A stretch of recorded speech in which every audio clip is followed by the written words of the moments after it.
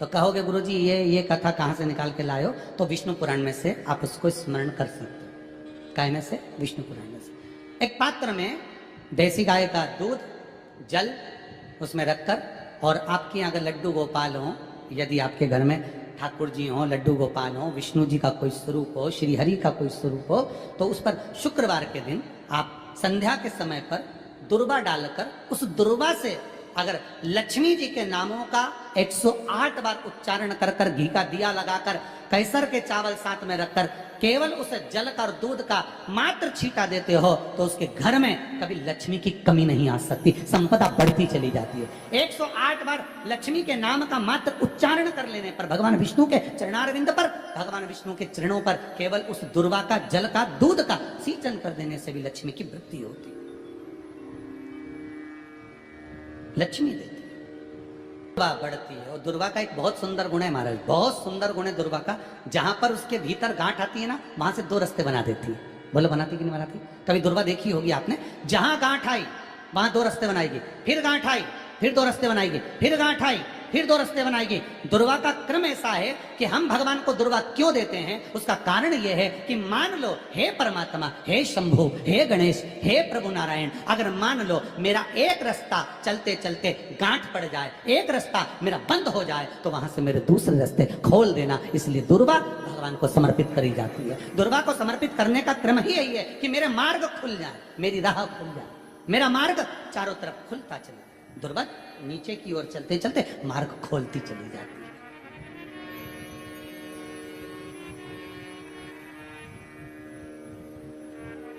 अमृत है ये, इसलिए नष्ट नहीं होती। तोड़ के रख लेना, प्रैक्टिकल करके जरूर देखना, सीवर वाला महाराज कहीं झूठ तो नहीं बोल रही है। तोड़ कर रखो दुर्वा को, बोरी में भर कर रखो। 4 साल 6 महीने 8 महीने बाद सूख जाए, बेकार हो जाए, उसके बाद भी उसको खेत में, बगीचे में कहीं ले जाकर पटक देना, 8-15 दिन पानी देना, देखो फिर वापस वही हरी की हरी होना, वही कहीं ना कहीं से स्फुटित होते फिर आगे बढ़ना चालू कर देगी। उसका तत्व है अमृत, वो अमर है, मरती नहीं, फिर चालू हो जाती। शिव कहते हैं यही अमरता है, यही अमरता है कि दुख आया तो मरने की नहीं सोचना है। तकलीफ आई, कष्ट आया, रोग आया, बीमारी आई, थोड़ा सा तकलीफ आ गई, थोड़ी बीमारी आ गई, थोड़ा दुख आ गया, तो ये मत सोचना मैं मरना है। नहीं नहीं नहीं, अभी तो और जीना है।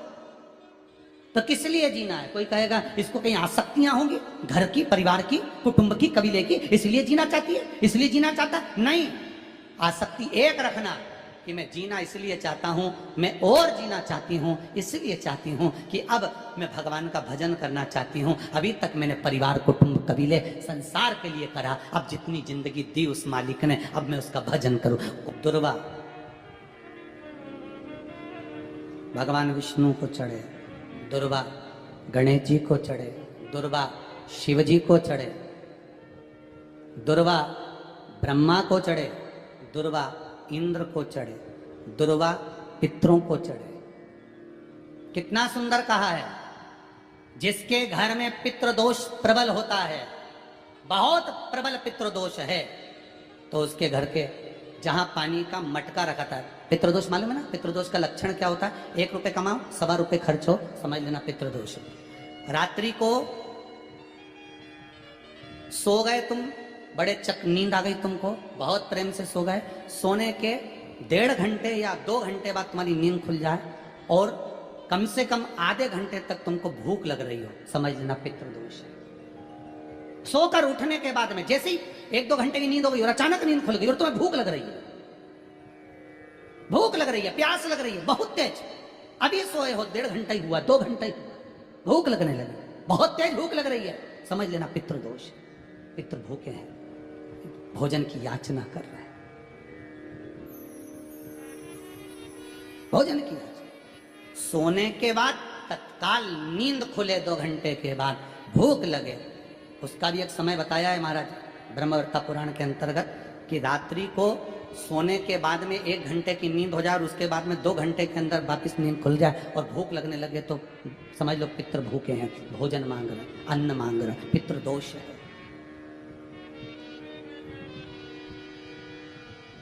पितृदोष का कुछ कुछ वर्णन किया गया है। घर में एक पात्र के चक्कर में एक बेडशीट के चक्कर में, एक सामान के चक्कर में विवाद हो रहा है तो समझ लो पितृदोष है।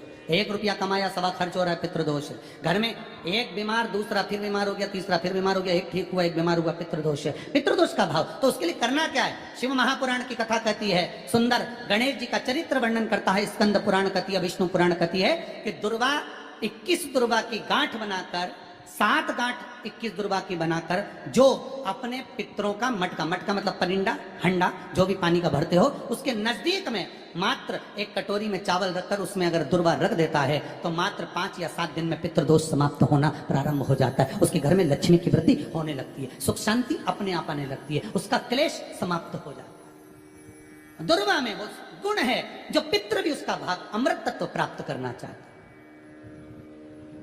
अमृत देना चाहता।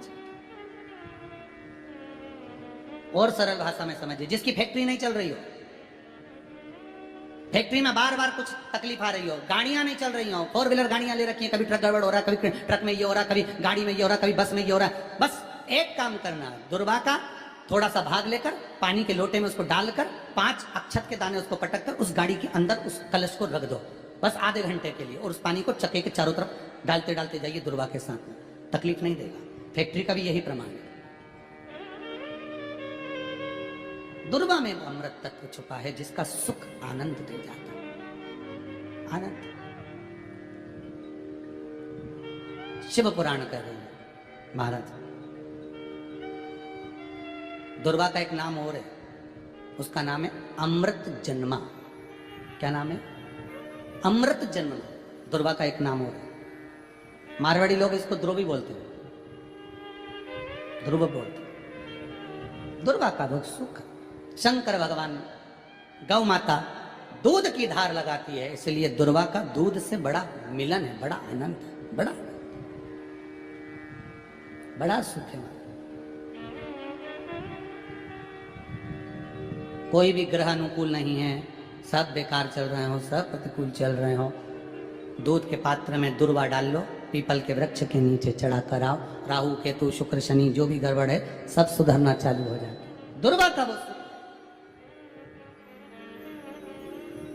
जिस नदी में स्नान करो तीर्थ में जाकर, उस नदी के पास में कोई बगीचा लगा हो, वहां की दुर्वा को तोड़कर स्नान करते समय नदी में मात्र विसर्जन कर देने पर पितरों को पिंड पहुंच जाता है।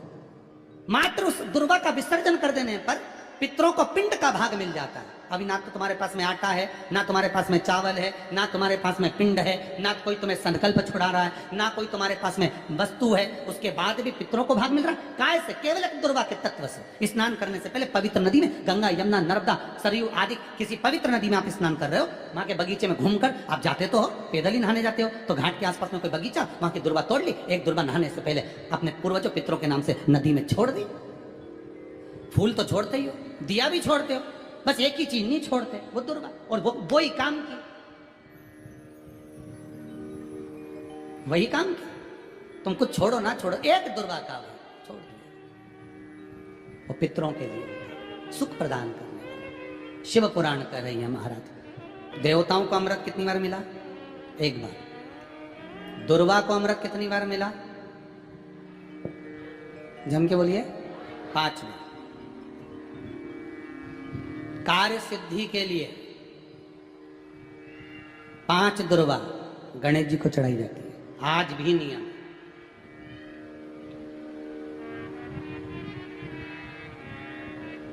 कभी आपको मौका मिला हो और आपने रावण संहिता पढ़ी हो, कौन सी संहिता?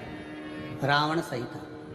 क्योंकि रावण शिव का उपासक था, भजन करने वाला था।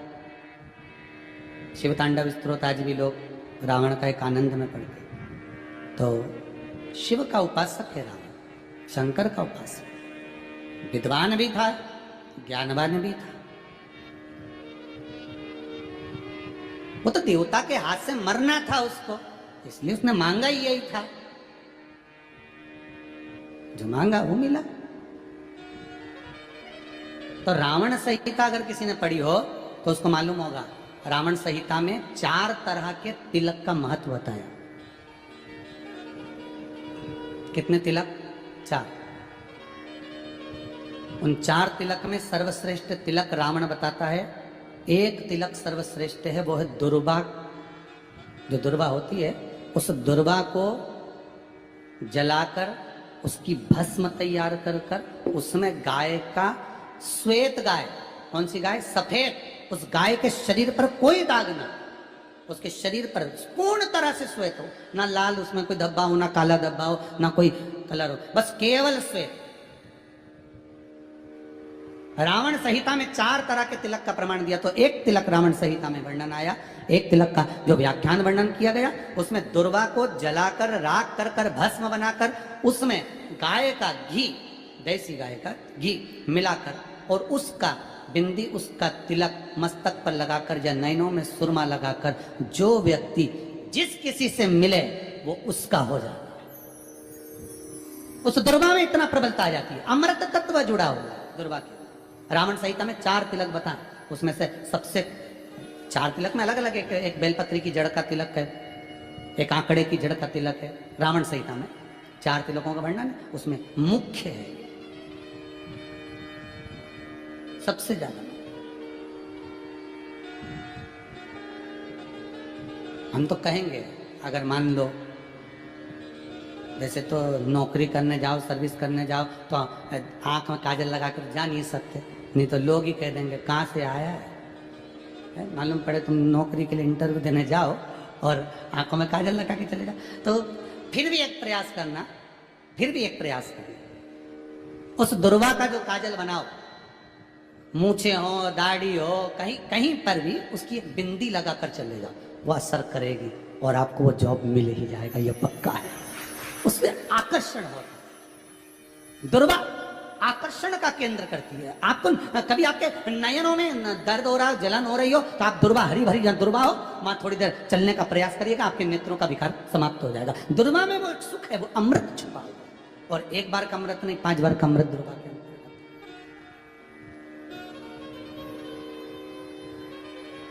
कौन से देवता हैं जिनके ऊपर दुर्वा का जल दूध में मिला हुआ छीटा जाए, श्वेत गाय के? देखो दूध का प्रमाण बार बार दुर्वा के साथ आया, उसका कारण क्या है? क्या कारण हो सकता है उसका? उसका एक कारण है, समुद्र मंथन के समय पर सबसे पहले कुछ निकला था, तो समुद्र मंथन में सबसे पहले निकली थी गौ माता, निकली थी। क्या निकली थी? गाय सबसे पहले निकली थी, गाय। और कितनी गाय निकली थी? 5। पहली नंदा, दूसरी सुभद्रा, तीसरी सुरभि, चौथी सुशीला, 5वीं बहुला। ये 5 गाय समुद्र मंथन में निकली। अब समुद्र मंथन में जब गौ माता निकली तो सारे 33 कोटि देवता मंथन में जो लगे हुए थे, उन मंथन को करते करते देवता थक चुके थे, सारे देवता थक चुके थे। बहुला सुरभि और सुशीला से बोली, सुभद्रा से बोली, नंदा से बोली, अपना काम है, एक काम करो, अपन आप रूप दूध की धार बहाना प्रारंभ करो, अपने आप दूध की धार हम मृत्युलोक में हम भेजें इन देवताओं के लिए, तो देवताओं को अमृत तत्व मिलेगा, आनंद होगा। और गौ माता ने ऊपर खड़े होकर जो दूध बहाना प्रारंभ करा, वो देवताओं के मुख में आधा तो गया और आधा दूध समुद्र पर जब गिरा, और जो मंथन चल रहा था, उस मंथन के चलते कभी दूध का, दही का मंथन करना तो क्या निकल कर आएगा? मक्खन आ जाएगा। वो मक्खन तैरता हुआ समुद्र की लहर से दुर्वा पर जा पड़ा। इसलिए आज भी दुर्वा के साथ में गौ माता के दूध का बड़ा प्रमाण है, वो भी देसी गाय, जर्सी नहीं, विदेशी नहीं, देसी गाय। और देसी गाय का दूध का बड़ा बड़ा प्रमाण है साहब। हम कई बार कथाओं में कहते हैं, जैसा खाया अन्न, बोलते जाओ, वैसा हो गया मन, जैसा पिया पानी वैसी हो गई वाणी, और जैसा पिया दूध वैसी बन गई बुद्ध। बुद्धि कैसे बनी है? दूध से। डब्बे का दूध पियोगे तो डब्बे हो जाओगे, थैली का दूध पियोगे तो थैली, बोतल का दूध पियोगे तो बोतल। दूध का बड़ा असर।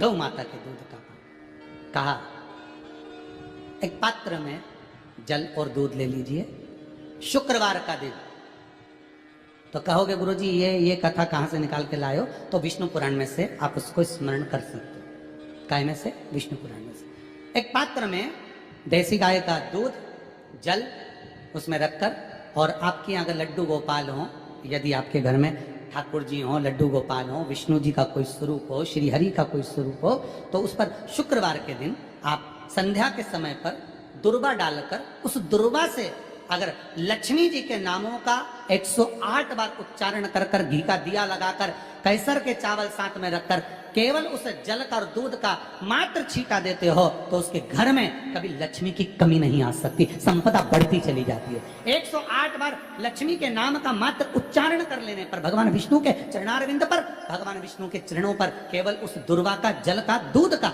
सिंचन कर देने से भी लक्ष्मी की वृद्धि होती है। जैसे व्यक्ति का कोई काम नहीं हो रहा, बहुत दिन से लगे, बहुत समय से लगे, ये काम हो ही नहीं रहा, तो शंकर जी का नाम को उल्टा कर कर जपना चालू कर दो, नमः शिवाय ओम। आपको लगे कि आपके घर में शांति बिल्कुल नहीं है, क्लेश बहुत ज्यादा है, बहुत ज्यादा तकलीफ, हमारे घर में कुछ न कुछ जरा सी बात पर विवाद होता ही है, तो प्रयास करिएगा कि आप काली तिल थोड़ी सी, एक काली मिर्ची और 7 लौंग, क्या क्या तिल चीजें हैं, काली तिल, काली मिर्ची, 7 लौंग, केवल ये हथेली में रखकर अपना नाम और गोत्र बोलकर अपने दरवाजे से बाहर निकलकर किसी भी शंकर के मंदिर को समर्पित करिए। शिव पे नहीं चढ़ाने दें तो शंकर की चौखट पर रखें। महाराज घर में कभी क्लेश नहीं होगा, बिल्कुल शांति। और शुक्रवार के दिन माता लक्ष्मी के लिए अग्नि में आहुति दीजिए। महाराज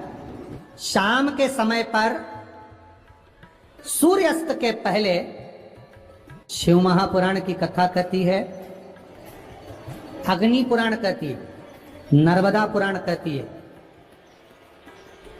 लिंग पुराण कहती है कि बेलपत्री के वृक्ष के नीचे, नीचे तो नीचे वो भी जाने तो यहां तक वर्णन किया शिव महापुराण में तो, कि बेलपत्री का जो फल होता है ना,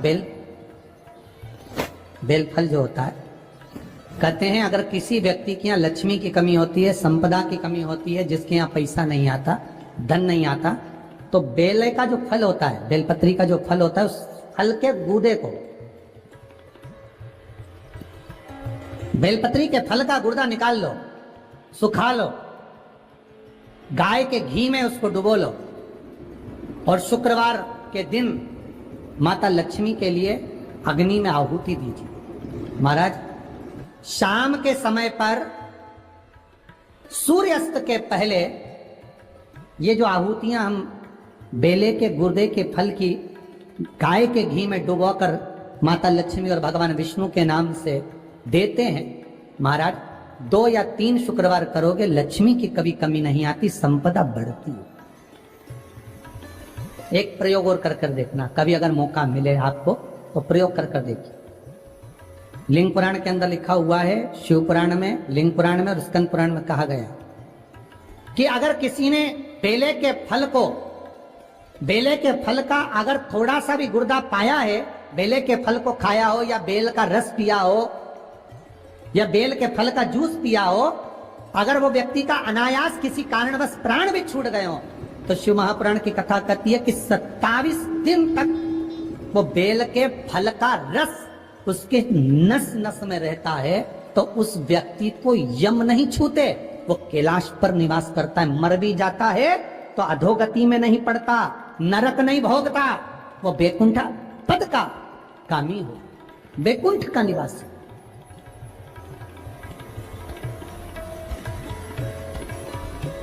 बैकुंठ का निवासी।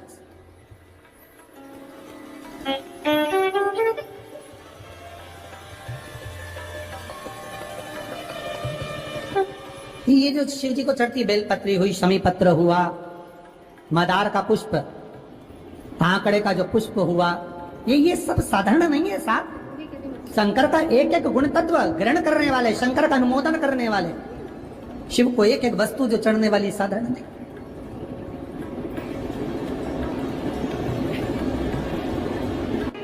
जिसके घर में संपदा की कमी होती है, जिसके घर में कर्जा बढ़ जाता है, लक्ष्मी नहीं आती, बहुत टेंशन की जिंदगी जीता है मनुष्य, व्यापार चल नहीं रहा, बहुत तकलीफ का जीवन चल रहा होता है, तो आज भी नियम है महाराज कि सोमवार, शुक्रवार, ये 2 बार ऐसे हैं, इन 2 बार को यदि कटोरी में थोड़ा सा शहद रखकर, मधु रखकर यदि लक्ष्मी जी का स्मरण किया जाए और माता लक्ष्मी जी का स्मरण कर कर एक लाल पुष्प उस कटोरी के सम्मुख में माता लक्ष्मी का नाम लेकर रखा जाए और बाद में वही शहद, वही मधु और वही पुष्प सोमवार का दिन और शुक्रवार के दिन लक्ष्मी का पूजन कर कर, स्मरण कर कर, दूसरे दिन शुक्रवार के दिन पूजन करें, शनिवार के दिन उस मधु का, उस पुष्प का विसर्जन करें, सोमवार के दिन पूजन करें लक्ष्मी जी का स्मरण कर कर, और मंगलवार के दिन अगर विसर्जन करें, 5 या 7 सोमवार या शुक्रवार को यदि आप मधु का भोग लक्ष्मी जी को लगाना प्रारंभ कर दें, शिव का नाम स्मरण कर कर, तो उसके घर में कभी संपदा की कमी नहीं होती, लक्ष्मी उस संपदा को बढ़ाती। महाराज, हम तो आपसे निवेदन पहले भी करे, आज फिर करते। मान लो आपको ऐसा लगता है कि घर में बीमारियां ज्यादा घेर रही है, तो एक बेल का टुकड़ा, बेले का फल का एक टुकड़ा अपने ही घर में कहीं पर भी कटोरी में रख दीजिए, शिव का स्मरण, सुख प्रदान करेगा। अगर थोड़ा बहुत रोग आ भी गया निकल जाएगा, और बड़ी बीमारी में कोई फंस नहीं पाएगा, ज्यादा जनहानि नहीं, तकलीफ नहीं भोग। शिव को प्रिय। फिर वही स्कंद पुराण का संवाद आ गया। बेल पत्री के वृक्ष की जो जड़ होती है, उस जड़ के अंदर 33 कोटि देवताओं का निवास होता है। 68 करोड़ तीर्थ बेलपत्री के पेड़ के नीचे रहते हैं। 68 करोड़ तीर्थ मात्र बेलपत्री की छांव में, बेलपत्री के नीचे विराजमान होते हैं। अगर आपके मन में कभी कभी भाव उत्पन्न हो जाए ना कि मेरे को कहीं तीर्थ करने जाना है और अभी मौका नहीं मिल रहा, तीर्थ जाने का, अभी तो लॉकडाउन चल रहा है और अभी सब दूर बीमारी फैली हुई है, कहीं नहीं जा सकते, तो जब लॉकडाउन हट जाए, बीमारी समाप्त हो जाए और तीर्थ जाने का मन करे, तो किसी बेलपत्री के पेड़ के नीचे 5 मिनट जाकर बैठ जाए।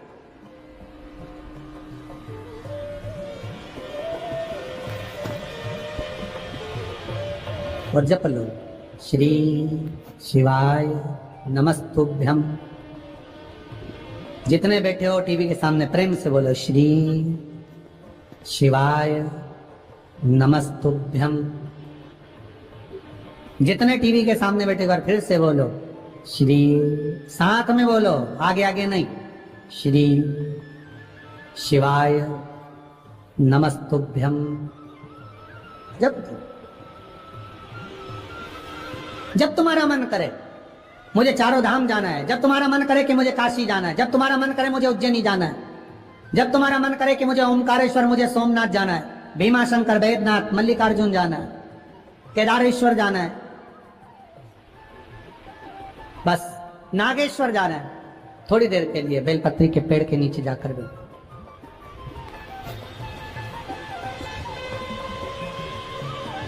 68,000 तीर्थ सब बेलपत्री के वृक्ष के नीचे विराज। जहां पर देवराज के प्राण छूटे वहां बेलपत्री का पौधा है, बेलपत्री का वृक्ष है। हिंदू धर्म में आज भी रीति है, मरने वाले व्यक्ति, अब तो ये कोरोना महामारी में ना गाड़ी में भरे नहीं, लेकर चले गए और जला दिया, पर पहले जो नियम था शास्त्रार्थ के अनुसार, जब कोई व्यक्ति मरता था उसको कंधे पर लेकर जाते थे, तो ले जाने के बाद में बीच राह में एक स्थान ऐसा आता था जहां पर अर्थी को उतारते थे।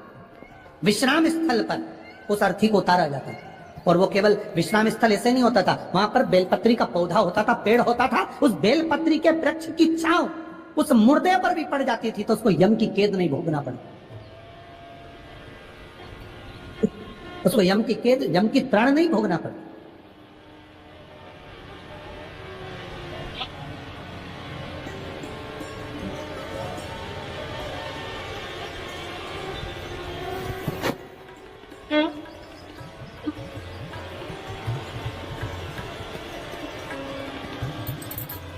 इसलिए उस बेलपत्री के पौधे के नीचे उसको विश्राम दिया जाता है।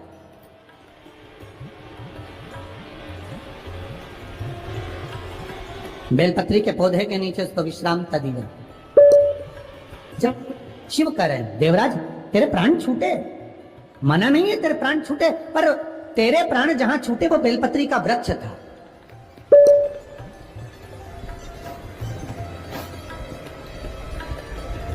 और अब तुझे यहां नहीं रहना है, अब तुझे कैलाश पर रहना है। तो कैलाश पर क्यों? शंकर भगवान बोलते हैं ये मृत्यु लोक जो है ना, पृथ्वी, ये भूमि जो है ना, ये मेरी निवास स्थली है, ये मेरा घर है। इसलिए शंकर भगवान ने, भगवान विष्णु ने जब कहा था, भगवान विष्णु जब शंकर भगवान से बोले कि मैं आपसे मिलने आना चाहता हूं, तब शंकर भगवान बोले आ जाओ। तो भगवान विष्णु पृथ्वी से एक हाथ ऊपर पांव रखकर चल रहे।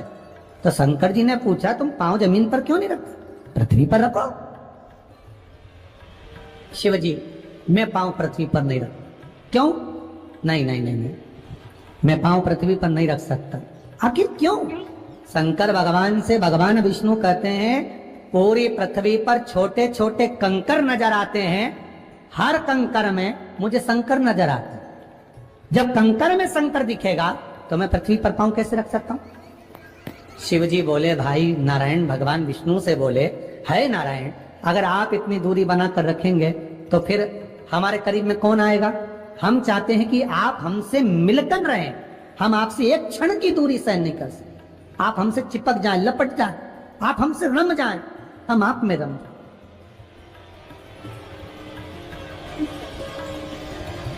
कुछ ऐसा कर दो, शंकर जी कह रहे हैं नारायण कुछ ऐसा कर दो कि शंकर नारायण से दूर नहीं रहे, नारायण शंकर से दूर नहीं रहे, ऐसा कुछ कर दिया जाए। तब भगवान शिव ने भगवान विष्णु से कहा एक काम हो सकता है कि आप सांप बन जाओ। भगवान विष्णु ने पूछा मैं सांप बन जाऊं, क्यों? शंकर भगवान कहते हैं सांप बन जाओगे तो मैं गले में आपको डालकर रखूंगा, आप मुझसे चिपके रहोगे, मैं आपसे चिपका रहूंगा, आप मुझसे लगे रहेंगे, मैं आपसे लगा रहूंगा, दूरी नहीं रहेगी एक क्षण की भी। और भगवान विष्णु सर्प बन गए, भगवान विष्णु सांप बन गए। सांप बने भगवान शंकर ने, भगवान विष्णु जब सर्प बने और सर्प बनकर भगवान शंकर ने अपने गले में भगवान विष्णु को धारण कर लिया। आज भी शंकर भगवान